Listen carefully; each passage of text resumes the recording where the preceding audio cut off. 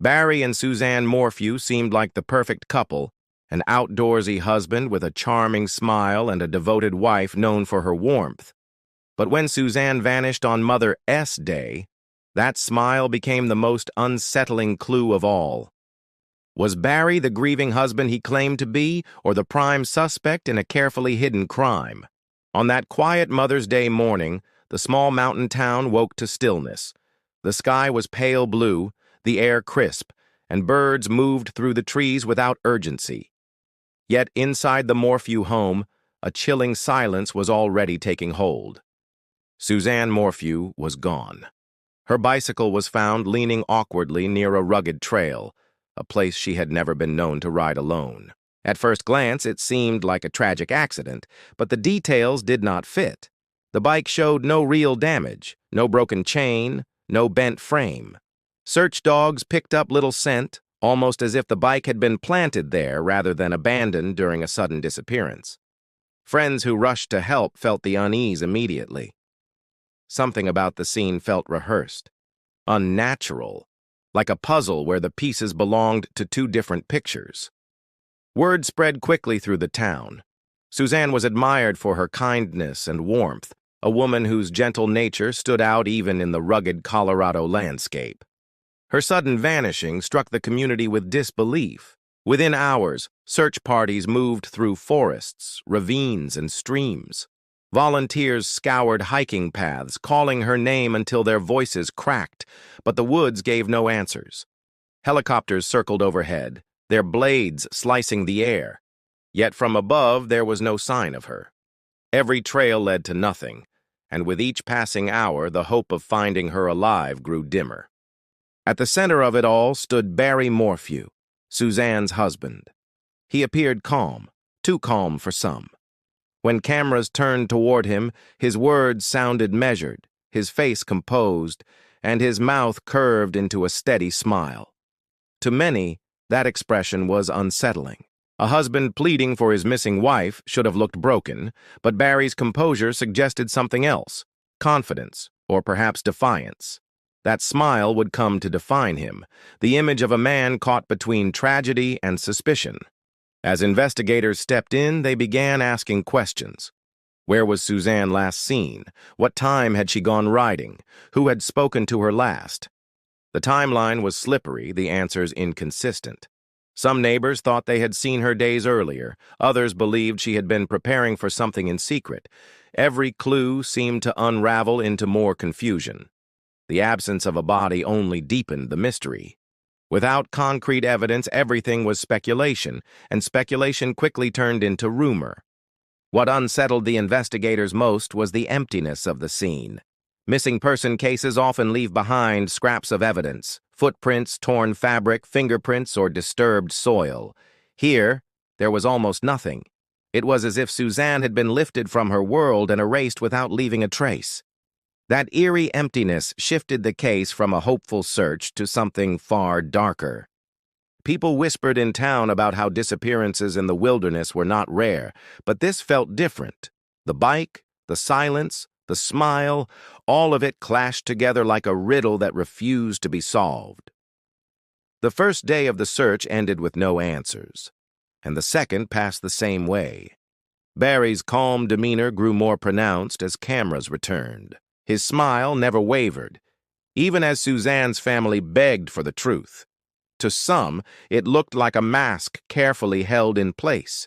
To others, it was the face of a man who already knew she would never be found alive. By the end of that week, suspicion had replaced shock, and what began as a missing person search was quietly transforming into a murder investigation. Investigators searching for Suzanne's trail soon turned their attention to her private world, and what they found beneath the surface was far from the picture-perfect life so many assumed she lived. On the outside, the Morphew family seemed stable. They had built a home in the mountains, raised 2 daughters, and Barry was seen as a hard-working man who knew how to charm people. But as Suzanne's phone records, bank statements, and private communications began to emerge, the portrait of her life started to fracture. She had been reaching out to old friends, reconnecting with people she had lost touch with years earlier, And more significantly, she had been speaking to someone in secret. The messages were careful, coded, and hidden on apps not easily discovered. To the investigators, it looked less like casual conversation and more like a woman searching for a way out. Money told another story. Quiet withdrawals from bank accounts, movements of funds that seemed unplanned, and traces of independence suggested Suzanne was preparing for something. Detectives pieced together that she may have wanted to leave, to carve out a life free from the shadow of her husband's control. Friends later admitted that Suzanne had confided in them about feeling trapped. She was described as gentle, but behind that gentleness was a growing determination to reclaim her freedom. Those whispers from her inner circle painted a stark contrast between her public image and her private fears. Barry, however, was known differently. In public, he came across as confident, charismatic, even generous. People trusted him, admired his work ethic, and saw him as a man of authority. Yet, in the silence of his home, the dynamics were less straightforward. Suzanne's notes and messages hinted at a marriage marked by control and unease. There were no visible bruises, no police reports, nothing that could be neatly filed under abuse. But her words carried the weight of a woman suffocating under someone else's dominance. To those reading her private exchanges after she vanished, it became clear that Suzanne was not planning a family trip or a surprise event. She was planning an escape. This revelation shifted the tone of the investigation. A disappearance rooted in random chance seemed less likely. A bear attack, a hiking accident, or a stranger abduction no longer fit the puzzle. Instead, detectives began to view the case through the lens of a woman trying to leave her marriage and a man with everything to lose if she succeeded. Control, money, reputation. These were not small stakes. Barry's life was built on appearances, and Suzanne's decision to leave threatened to tear those appearances apart. As the investigation widened, family, friends, and neighbors were questioned. Some spoke about how Suzanne had become more distant, as though she were carrying a heavy burden no one could quite name. Others noticed how Barry often carried himself with pride, and how quickly he tried to manage the narrative of her disappearance. The differences between Suzanne's quiet desperation and Barry's outward composure were hard to ignore. Detectives now had more than a missing woman. They had motive. The story shifted from Suzanne simply vanishing to Suzanne wanting freedom, and Barry standing directly in the way of it. While no single piece of evidence was enough to prove guilt, the layers of secrecy began stacking against the smiling husband. The shadows of Suzanne's private life illuminated cracks in their marriage, and each secret uncovered brought investigators closer to believing her disappearance was no accident at all. The investigation soon turned toward the physical evidence, and that is where the story took on a sharper edge. Detectives retraced Barry Morphew's steps on the day Suzanne disappeared, combing through his phone records, vehicle data, and movements around town. GPS pings from his truck painted a suspicious pattern. Instead of a straightforward trip, his route showed abrupt stops, detours, and gaps that could not be explained away easily. To investigators, it looked less like a husband searching for his wife, and more like someone making sure pieces of a crime scene stayed hidden. Attention quickly shifted to a construction site where Barry had been working.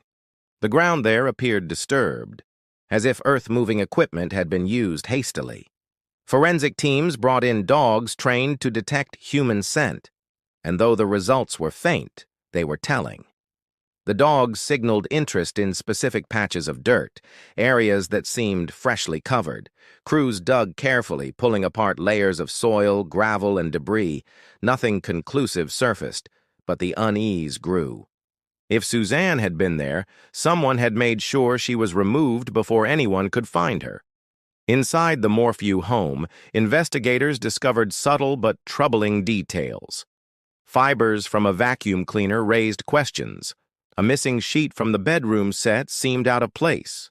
Trash bins held scraps that looked ordinary at first, but later suggested hurried cleanup. Even Barry's phone contained oddities, deleted messages, suspicious activity during the hours Suzanne was last believed to be alive, and a constant pattern of movement that seemed designed to blur the truth. To the prosecution, these details built a picture of guilt, though none of it provided a final answer. Technology told another side of the story. Suzanne's phone stopped transmitting suddenly, cutting off in a way that suggested someone had deliberately disabled it. Her social media activity ended abruptly. Investigators pieced together her last known communications, and the trail stopped short of explaining her fate. Digital breadcrumbs hinted at confrontation, maybe even violence, but with no body and no final proof. It was all interpretation. Still, the pile of circumstantial evidence grew higher. Barry's defense team, however, pushed back. They argued that GPS glitches, missing linens, and scattered fibers were meaningless without a body or direct forensic links. The construction site, they said, was just a workplace. Disturbed dirt meant nothing more than heavy equipment being used as it always was. Every suspicious detail, they insisted, had an innocent explanation. And in a courtroom, innocence does not have to be proven. It only has to be suggested enough to create doubt. For investigators, the frustration was immense. The weight of circumstantial evidence seemed undeniable, yet the absence of a clear physical link to Suzanne's death weakened their case. Every scrap of suspicion added to the mountain, but none provided the summit. It was a case balanced on inferences, where each fact whispered loudly but refused to shout. And all the while, Barry kept smiling, as if he knew that without a body, the walls around him might never close in. When the trial finally began, the case had already drawn national attention. Reporters filled the courthouse steps, cameras pointed toward the man at the center of it all. Barry Morphew walked in wearing a suit, smiling faintly, the same expression he had carried since the first day Suzanne went missing. For the prosecution, the challenge was enormous. They had no body, no murder weapon, and no eyewitness. What they did have was a complicated puzzle of circumstantial evidence, one they needed to fit together tightly enough to convince a jury beyond doubt. The courtroom heard about Barry's GPS movements, the strange pauses along his route, the disturbed dirt at the construction site, and the missing sheet from the family home. Experts testified about phone pings, deleted data, and the faint alerts from scent dogs. Piece by piece, they painted a picture of a man covering his tracks, erasing traces of his wife's last moments. But for every piece of evidence they brought forward, the defense countered with another explanation. A GPS ping could be inaccurate. Dogs could alert on old scents. A missing sheet might simply be in the laundry. Without hard proof, each argument seemed to unravel as quickly as it was made. The witnesses, too, brought uncertainty. Friends who had spoken to Suzanne about feeling trapped hesitated under cross-examination. Their once clear statements grew cloudy as lawyers questioned their memories and motives. Some even admitted they were repeating things Suzanne had only hinted at, rather than declared outright. The more the defense pressed, the shakier the testimony sounded. The jury shifted in their seats, trying to reconcile suspicion with certainty, and certainty with doubt. The atmosphere inside the courtroom was tense. On one side, the prosecution built a narrative of a woman who wanted to leave her husband, and a man who could not let that happen. On the other, the defense cast Barry as a devoted husband, crushed by tragedy and targeted by overzealous investigators desperate to solve a high-profile case. Each side clashed, and the jurors were caught in the middle, forced to weigh emotions against the strict demands of the law. Barry's calm demeanor worked in his favor. Jurors watched him sit quietly, hands folded, sometimes smiling as if he were confident in the outcome. That composure raised questions outside the courtroom, but inside, it gave the appearance of steadiness. In contrast, the prosecution's evidence often looked fragmented, stitched together with theories rather than undeniable proof. As days turned to weeks, the case began to lose its momentum. Forensic tests that had been expected to deliver breakthroughs instead came back inconclusive. A hair sample did not match. A stain thought to be blood tested negative. Each disappointment chipped away at the prosecution's strength. The defense seized on these gaps, repeating one phrase with steady force: "There is no proof." When closing arguments were delivered, the jury was left with two competing realities. One was built on suspicion, motive, and circumstantial detail. The other was built on doubt, on the principle that without certainty, guilt cannot be declared. The faces of the jurors revealed the struggle, some leaning toward belief, others toward hesitation. And through it all, Barry's smile never faded, as though he had always known that cracks in the case would be wide enough for him to walk through. As the trial wound down, the sense of unease only grew stronger. For Suzanne's family, the courtroom had been a place of hope, a chance to finally uncover what happened to the woman who had vanished so suddenly. Yet, as the jury deliberated, it became clear that answers might not come. Days of testimony, hours of evidence, and endless speculation had failed to deliver the one thing the case needed most: certainty. Without a body, without undeniable forensic proof, the truth remained just out of reach. The legal system demands clarity, but this story was built on shadows. Whispers began circulating among legal experts even before the verdict was delivered. The state had overplayed its hand, some said. Prosecutors had charged boldly, convinced that the circumstantial mountain would be enough to bury Barry. But circumstantial evidence, no matter how compelling, still leaves space for doubt. And doubt, in a murder trial, can be more powerful than guilt. Each missing piece of the puzzle gave the defense room to maneuver, and they had taken full advantage. What should have been a straightforward resolution now dangled by a thread. The possibility of Barry walking free unsettled nearly everyone following the case. The thought of a man accused of killing his wife stepping back into society sent shivers through the community. Yet, legally, it was entirely possible. If the jury leaned toward doubt, or if procedural errors were uncovered, Barry could leave his cell behind, the smile on his face wider than ever. The system that was meant to deliver justice could instead open the door for him to go home. Suzanne's absence remained the most haunting part of it all.